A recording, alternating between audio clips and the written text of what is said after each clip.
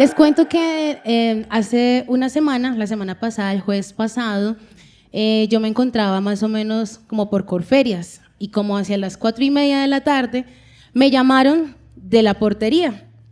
Cuando a mí me entra una llamada de la portería, yo digo, Dios mío, ¿qué pasaría? Contesto inmediatamente, porque la última vez que no contesté, me cortaron la luz, entonces ya contesto. Entonces contesté y me dicen, ¿cómo está? Lo que pasa es que está saliendo agua de su apartamento. Y yo, ¿agua? Qué raro. Bueno, no, pues hágame el favor y pues cierren el registro. Cuando miro el grupo, miro el WhatsApp, tenemos un grupo en la torre y pues claro, en efecto envían el video donde está mi puerta y donde está saliendo agua. Seguido a eso, veo que mi vecina del primer piso me llamó y me envió un audio literal, Lili, no, ayúdame, o sea, muy angustiosa, ayúdame, se está bajando el agua de tu apartamento, se me está entrando el agua. Ella es una mujer que tiene una cirugía y no puede hacer fuerza, y el esposo de ella anda en un caminador, pues tampoco puede hacer fuerza. Entonces, pues ella me envía ese audio que la ayude, y yo bien lejos, yo, Dios mío, realmente me angustié. En el momentico, al momento me envió un audio donde me mostraba los baldes y el agua escurriendo, y dije, estoy bien lejos. O sea, yo en mi mente dije, barato, llego por ahí a las 8. Yo vivo en Madrid, Cundinamarca, a los que no sabían. Entonces dije, bueno, pues ya cerraron el registro, hice unas llamadas antes a ver quién podía llegar primero, pero no, pues ya dije, no. Mis papás estaban en la mesa, o sea, no, dije, no, Dios santísimo, ya que pues toca. Entonces les dije, cierren el registro. Fueron transcurriendo las horas y mi vecina pues me dijo, no, ya más tranquila.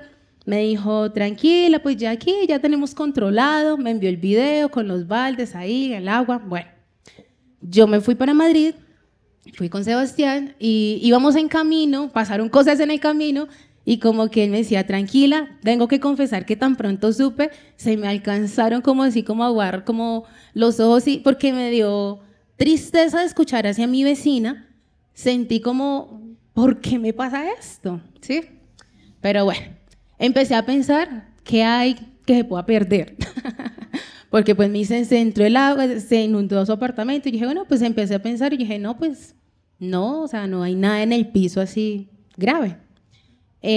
Más tarde, yo dije que iba a llegar como a las 8, eran como las 7 y algo, mi vecina me escribió, Lili, ¿te demoras? Y yo voy en camino, ¿sí? Como para no estresarme, porque Sebastián me decía, tranquila, ya vamos en camino, ¿qué más puede hacer? Y yo, pues sí, ¿qué más se puede hacer? Y mi vecina me dijo, Lili, lo que pasa es que se me está entrando el agua al closet y se me está mojando la ropa. Cuando ella me dice, el closet, yo dije, ¿cómo así? O sea, ¿en qué nivel está entonces el apartamento de inundado? En efecto, llegamos a la casa y sí, algunos trapitos nadando en la cocina, el tapete súper elevado. Fui a los baños, nadando los tapetes del baño. Entré a mi habitación, inundado, o sea, más o menos como 1,5 centímetros, más, bueno, de agua.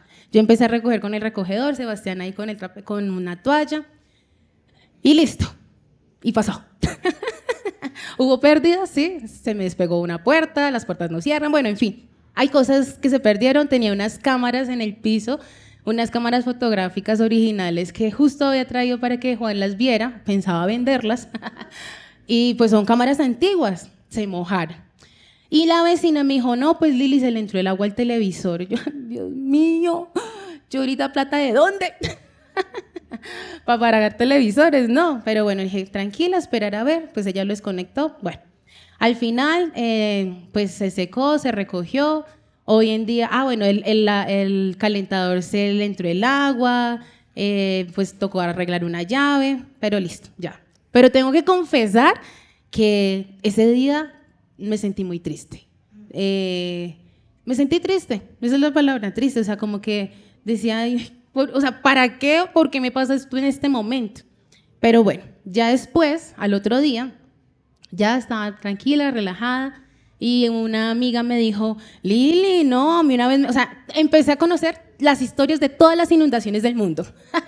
Que a fulanito se le inundó, que a mí también se me inundó. No, a mí se me inundó y fue agua sucia. Entonces yo dije, no, pues gracias a Dios fue agua limpia, ¿cierto? O sea, ya empecé a ver como, pues sí, Gracias a Dios fue agua limpia, gracias a Dios las cámaras eran mías, gracias a Dios, pues no pasó a mayores, ¿sí?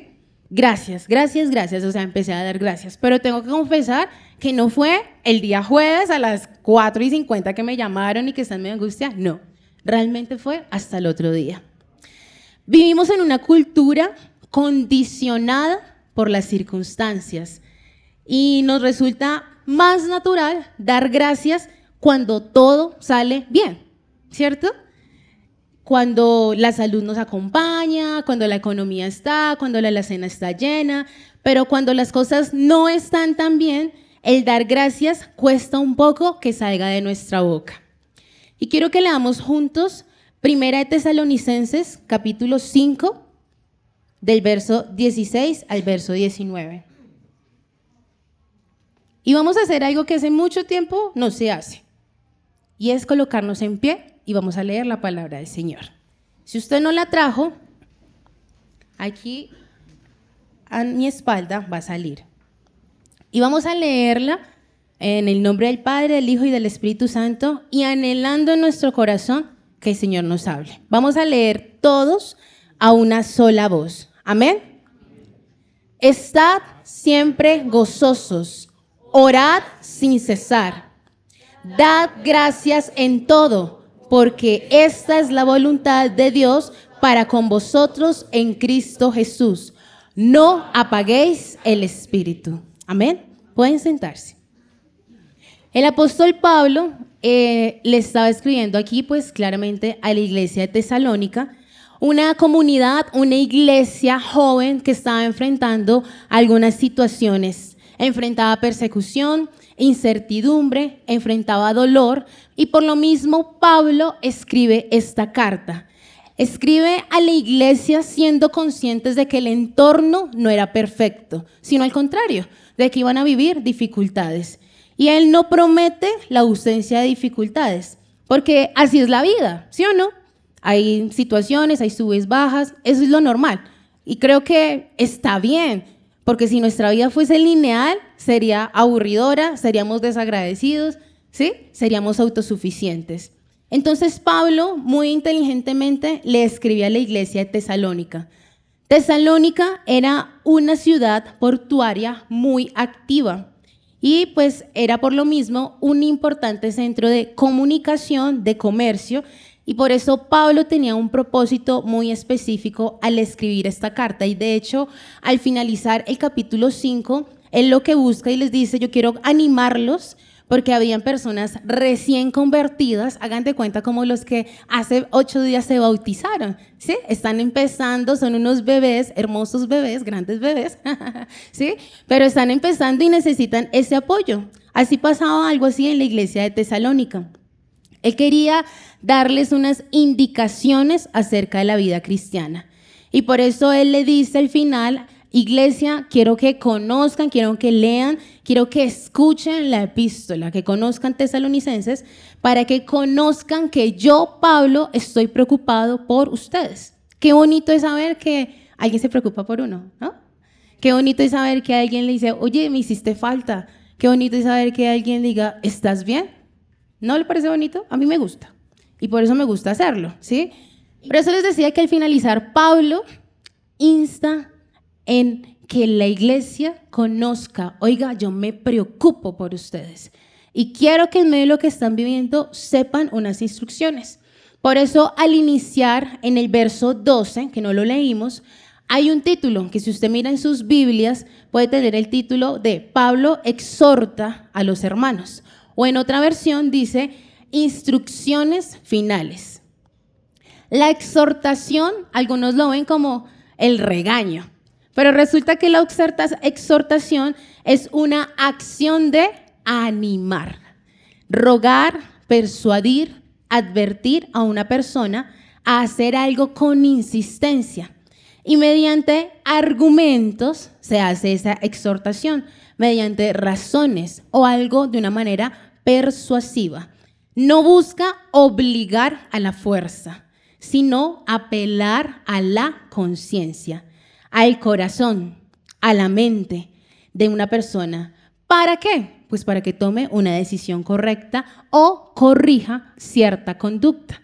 Entonces a veces no, es que el pastor me exhortó, no es que la hermanita me exhortó. No lo vea como un regaño, sino como un ánimo. Lo está persuadiendo porque le ama, porque se preocupa, porque ve alguna acción que es necesario corregir.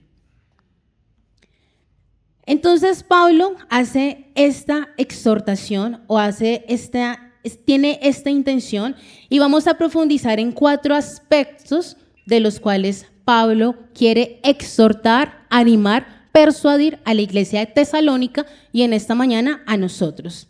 Y empieza con: estad siempre gozosos. Y vamos a hacer un ejercicio. Yo me voy a reír y ustedes van a reír. No, como que no funcionó.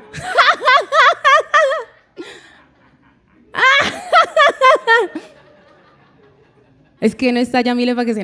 No, mi risa como que no es tan contagiosa. ¿No? Pues eso no es gozo. O sea, ahí me reí, carcajeé, ¿cierto? Pero no vamos a hablar de ese gozo. El gozo bíblico, sino que era para que se rieran. Para que estén despiertos. El gozo bíblico no es una emoción superficial ni un optimismo ingenuo. Es la certeza del carácter inmutable de Dios. Y aquí algo súper importante. Si yo conozco a Dios, puedo vivir el gozo. Pero ¿cómo voy a vivir el gozo de alguien que no conozco? ¿Sí? Necesito conocer a Dios. ¿Y usted cómo conoce a Dios? Leyendo la palabra, buscándolo, orando. Con la persona que tiene al lado suyo, mírela. Ay, ¿conoció a Dios? Debería, porque es que somos imagen, hechos de imagen y semejanza de Dios, entonces debemos ser reflejos, ¿cierto? Mientras la felicidad del mundo depende de lo que sucede a nuestro alrededor, el gozo de nosotros como creyentes depende de lo que Cristo ya hizo en la cruz. Y cantábamos eso, ¿sí? Qué bueno, o sea, porque es que Él ya venció, Él ya hizo una obra. Él resucitó, por eso celebramos. Y eso que trae a nosotros salvación. Y ese es motivo de gozo, de una salvación tan grande. ¿Qué conoces de Dios?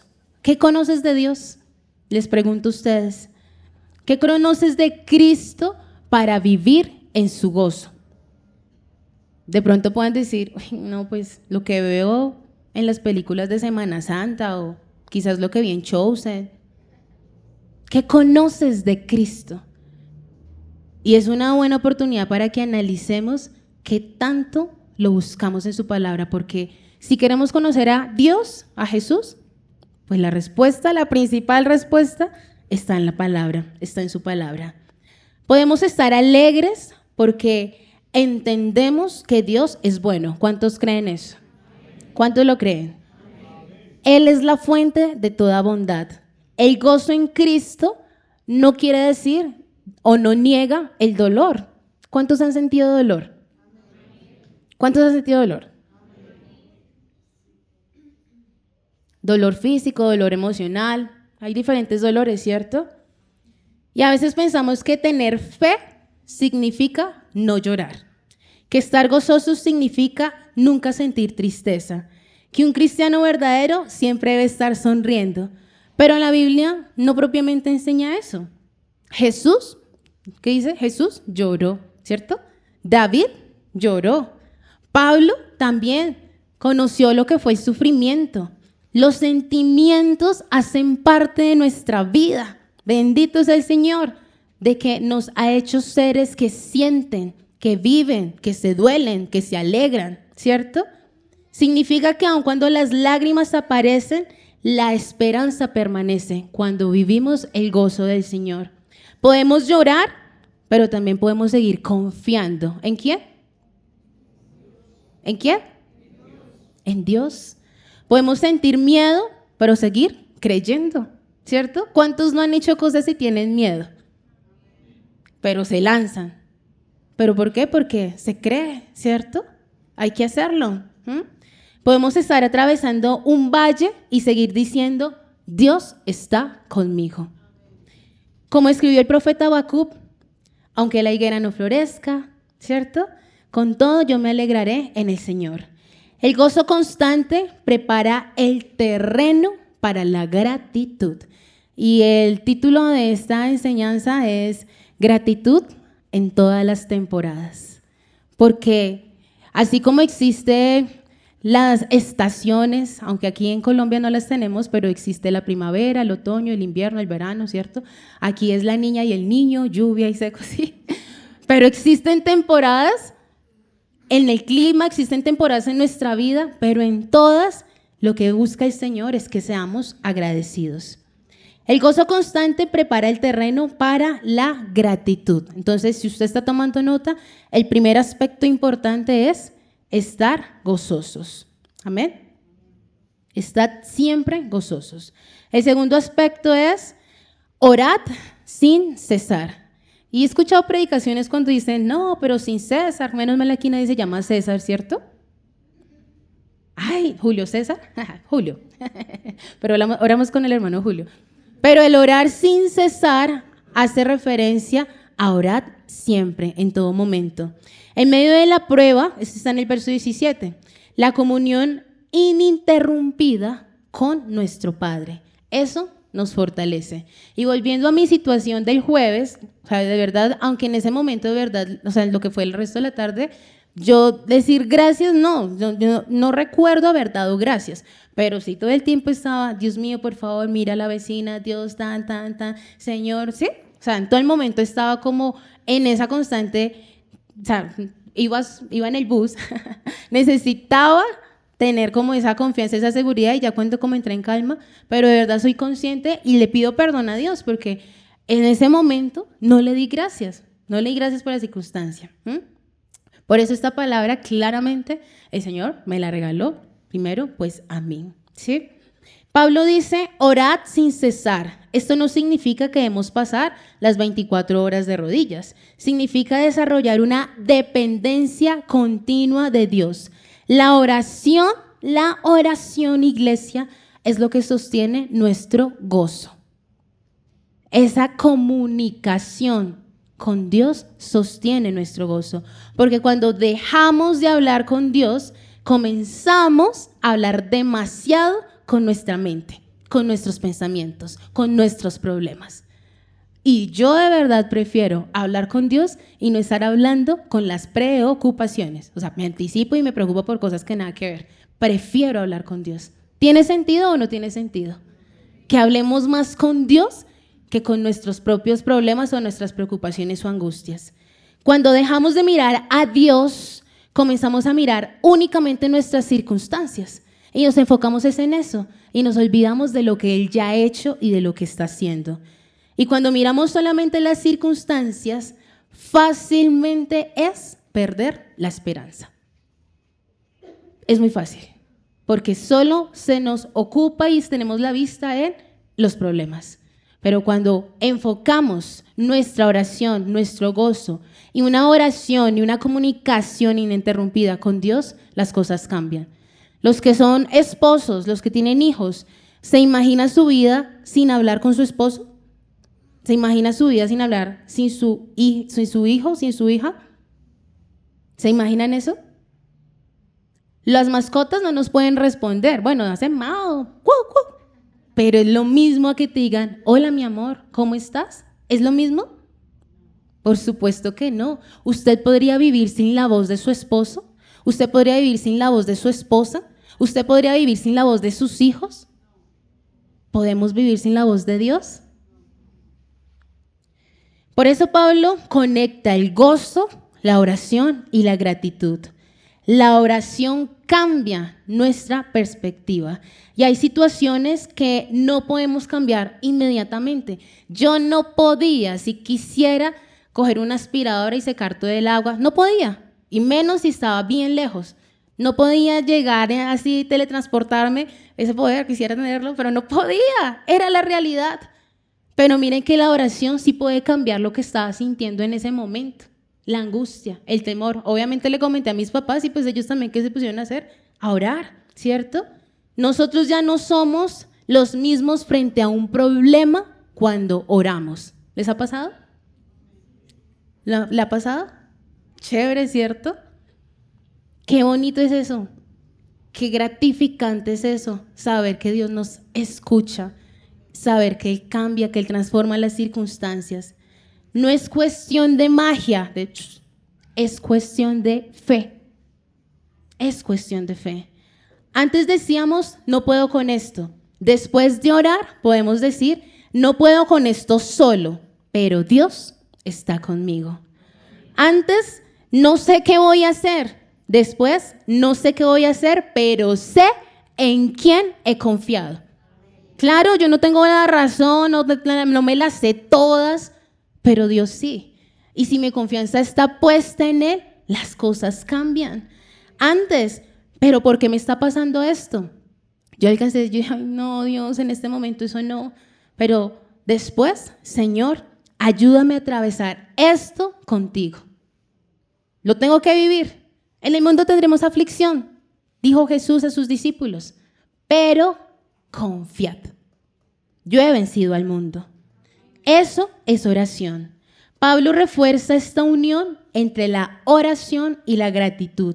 Y recordemos que dice Filipenses 4:6, por nada estéis afanosos, sino sean conocidas vuestras peticiones delante de Dios como en acción de gracias. Y quiero de verdad que cuando usted esté en ese momento difícil, porque los vamos a vivir, recuerde esto, Señor, gracias, gracias, gracias, gracias.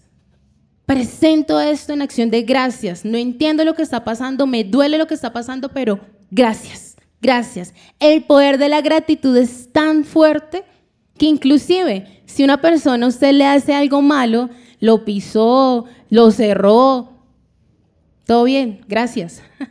Vaya usted a saber si no lo está librando más adelante de un accidente, ¿sí? O sea, en serio, por todo debemos dar gracias. Y si usted le dice a una persona que está súper enfurecida y su respuesta es gracias, ¿usted qué cree que va a pasar? ¡Está loco! Pero haga el ejercicio.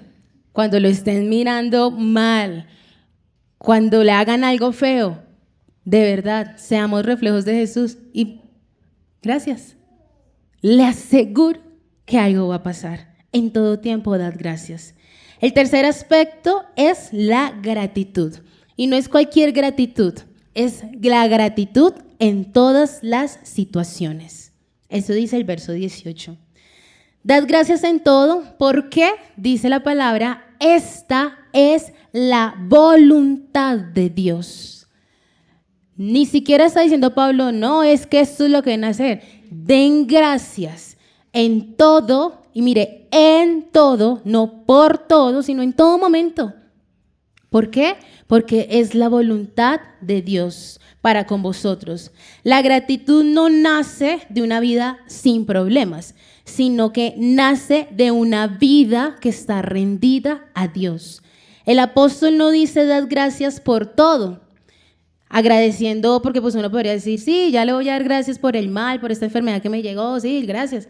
Dice es de gracias en todo momento. ¿Sí ven la diferencia? Por todo, en todo, Dios nos invita a dar gracias en todo. Y ahí a veces es que nos cuesta. Y a veces nos quedamos callados y no le decimos a Dios nada. Porque no está la alacena llena, porque no tengo trabajo, porque me peleé o algo así. No, en ese momento no, en esos momentos no. Dios nos dice en todo tiempo, en todo tiempo, en todo momento hacerlo. Reconociendo así la soberanía de Dios en medio de la situación que estoy pasando.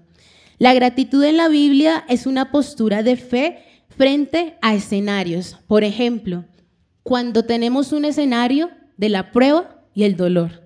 ¿Les ha pasado? ¿Han pasado momentos de prueba? ¿Lo están viviendo quizás? Pues cuando tenemos esos momentos, se crea como una tentación en nuestro corazón. ¿Y cuál es? Caer en la amargura. Caer en la amargura, dudar del amor de Dios, porque es que, Señor, es que esta prueba, este dolor que estoy sintiendo, es que nadie me ama, todos me odian, ¿sí? Mejor me como un gusanito, no quiero nada con el mundo, ¿sí?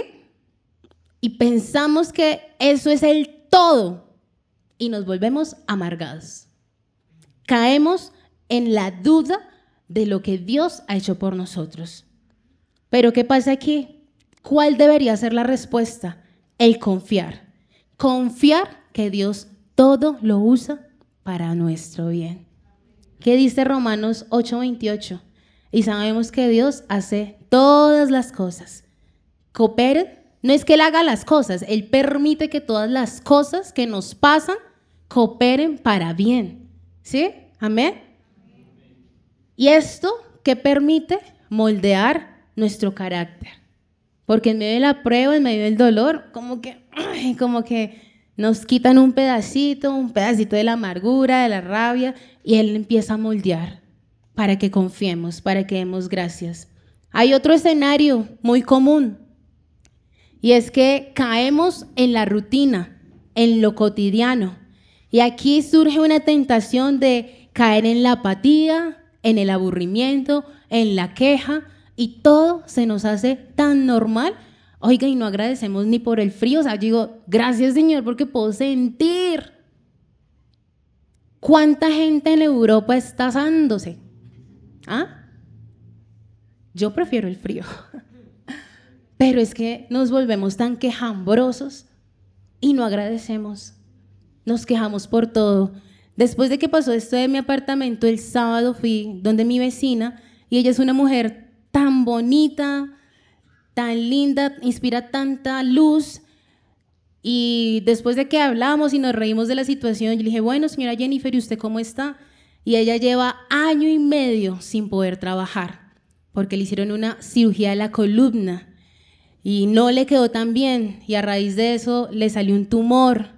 Su hija mayor tuvo que irse a vivir ahí al apartamento para cubrir los gastos del hogar. Ella tiene 2 hijos más y su esposo hace 10 años tiene una discapacidad. Es decir, ella era la que sustentaba todo. Y yo la escuchaba y ella me contó su historia y me contó que la semana pasada la habían tenido que hospitalizar para aplicarle morfina, está en la clínica del dolor, o sea, pero nunca se queja. Mi Lili, o sea, no, dice mi Lili, no, sí, mi Lili, vamos, no, pues ya hice eso, la tutela. Y yo le decía a ella, señora Jennifer, pero es que usted se ve tan bonita. Y ella me dice, solo Dios sabe cuando muerdo el trapo, solo Dios sabe cuando me duele tanto. Y en ese momento tenía dolor porque del desespero que sentía se tomó una dosis doble de la pastilla y le estaba doliendo el estómago, le dolía la cabeza. Y pese a eso, me hizo tinto, se sentó ahí, duramos hablando 1 hora. Yo salí de la casa de ella y la verdad me puse a llorar.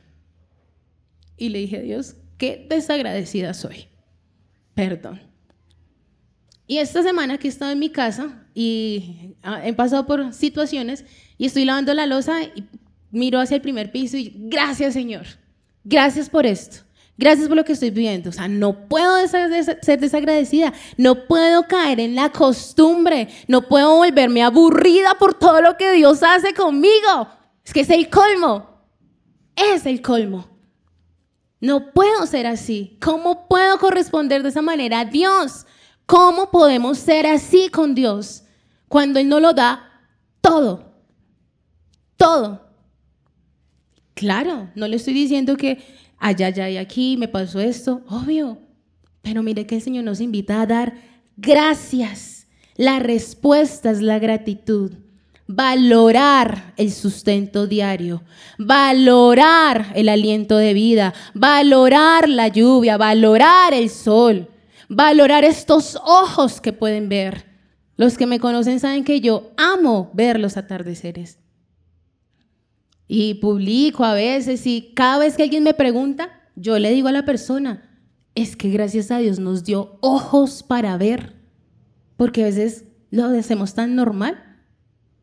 Los que no usan gafas, chévere, cuide los ojos. Pero a veces para yo poder ver mejor, pues no, a veces no, y me toca ponerme las gafas. Y le doy gracias a Dios por estas gafas, que día me senté encima de las otras gafas y yo, ay no, Dios mío, mis ojos. Gracias Dios porque puedo verte, gracias Dios porque puedo contemplarte, gracias porque puedo sentir. De verdad que a veces nos quejamos tanto por nada. Dice Lamentaciones 3, 22, 23, por la misericordia de Jehová no hemos sido consumidos, porque nunca decayeron sus misericordias. Nuevas son cada mañana. Grande es tu fidelidad. ¿Cuántos dan un gloria a Dios? Grande es su misericordia.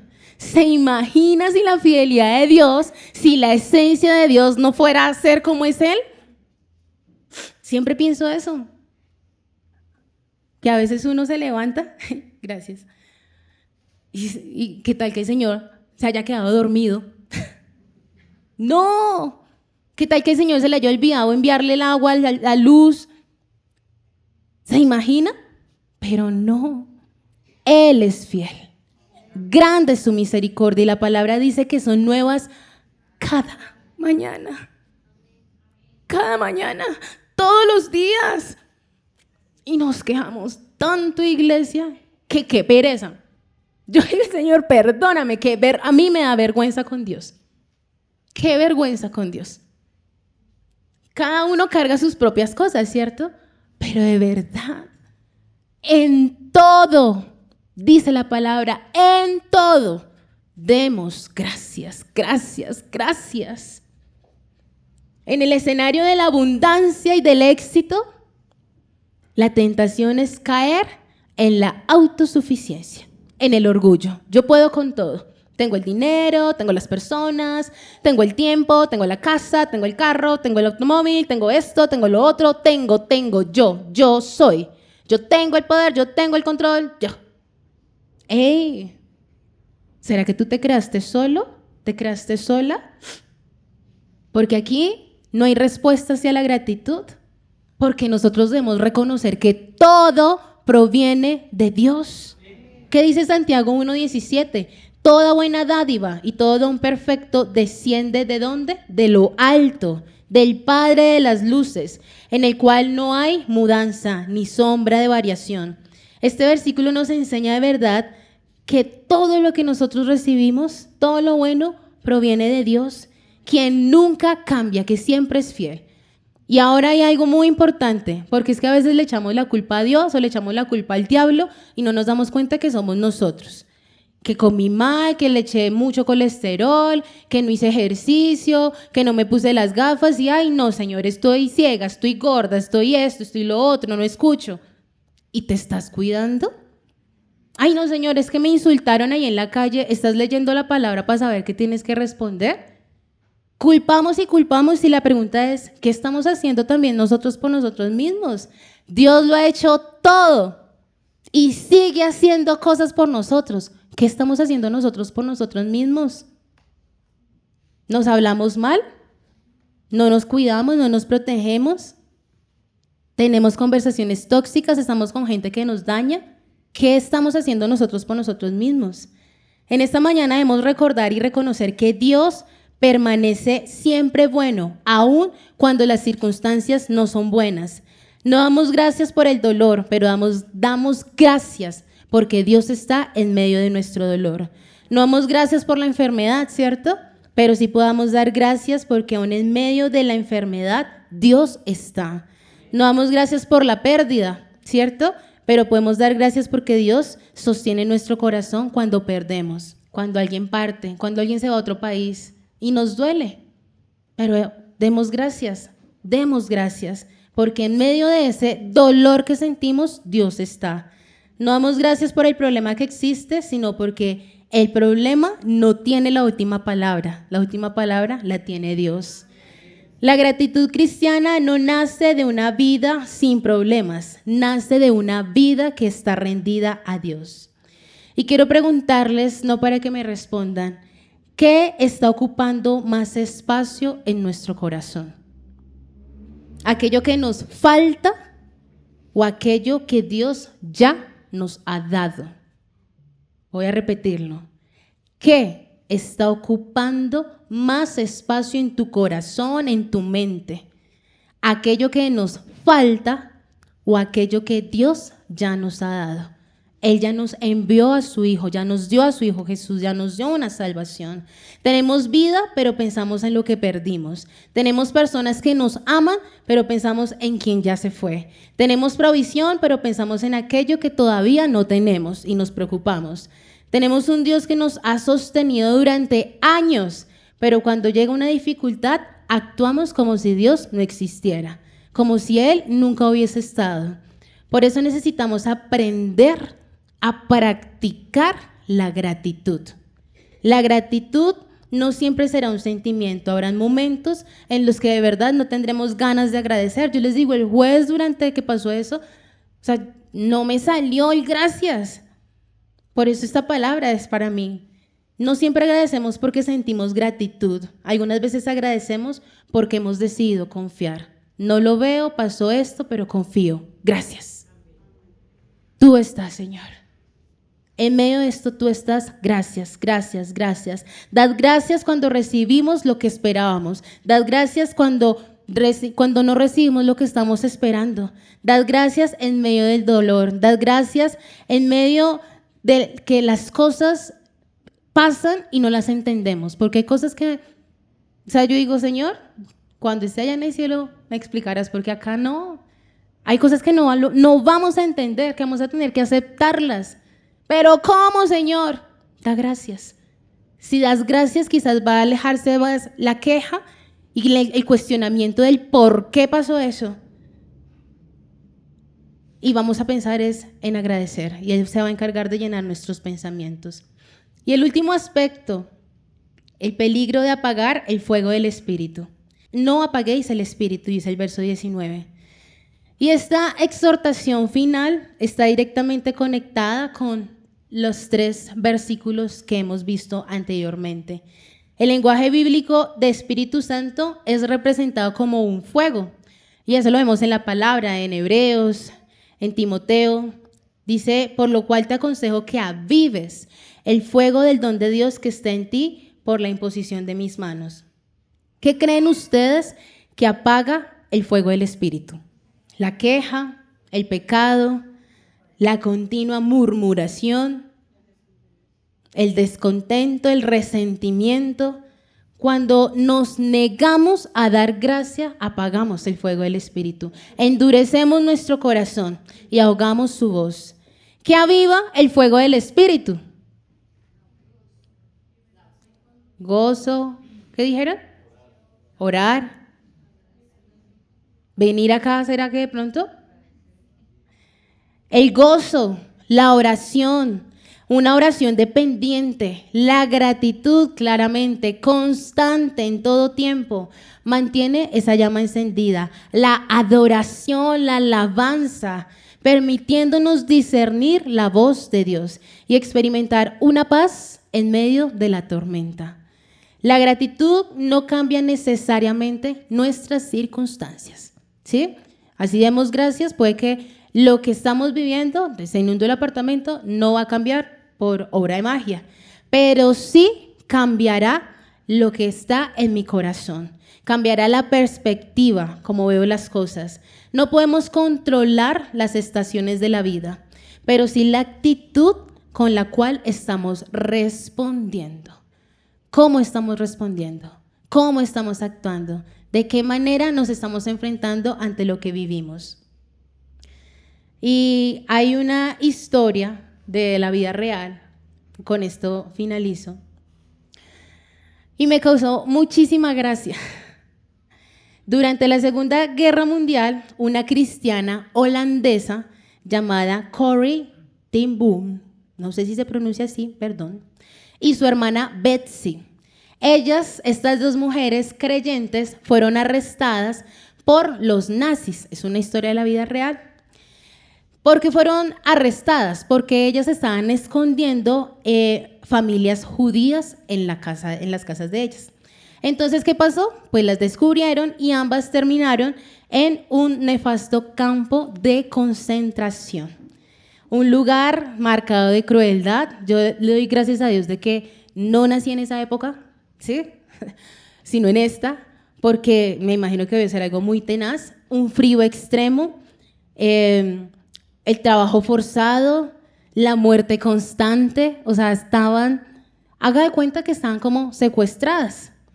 Al llegar al pabellón 28, que es donde se encontraban ellas, y decenas de personas estaban rodeadas de madera, de mugre, de mal olor, pero un olor insoportable, cuenta la historia, y había algo tenaz que yo los quiero ver. Había una plaga de pulgas. Cuando yo escucho pulgas, piojos, me pica todo. Había una plaga de pulgas. Sí, no tienen el mismo efecto que yo. ¿Y qué pasaba? Pues las pulgas los estaban picando pues de una manera desastrosa, sin piedad.